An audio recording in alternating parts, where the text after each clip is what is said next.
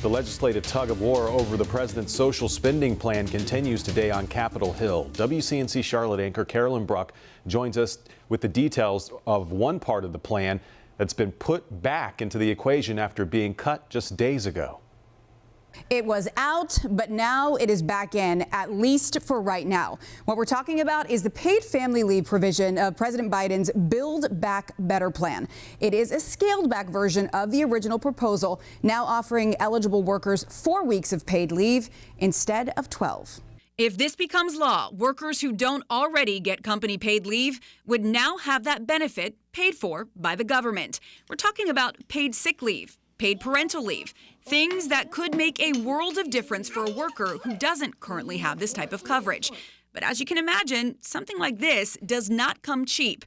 It's one of the reasons why it, along with a handful of other provisions, was cut last week from the social spending plan, taking the Build Back Better plan from a $3.5 trillion price tag to where it sits now at $1.7 trillion. So how would it help us here in the Carolinas? We asked that very question to the White House Deputy Director of the National Economic Council. What the research shows is that the typical family in North Carolina is paying about $8,000 a year in childcare for a toddler. So if you look at a family that maybe has two younger kids, they're paying about $16,000 a year in childcare. And for a typical family, that's about a quarter of their total income. What the Build Back Better plan would do is it would cap the total amount that you could spend on childcare at 7% of your total income. So that specific family that I mentioned would be saving thousands and thousands of dollars a year. It is important to note that in order for the president's bill to even have a chance at passing, all 50 Democratic senators need to be on board. That's because there is not one Republican senator who supports the president's plan.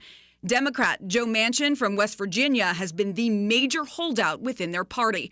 And while we are told the president believes the framework will win the support of all Democrats, Manchin included, and also independents, it is not guaranteed. The White House says the bill would be paid for with new taxes on millionaires and billionaires, a minimum corporate tax, and also increasing enforcement on existing tax laws. By the way, the U.S. is one of just a few countries in the entire world that does not offer paid leave to its citizens. Fred?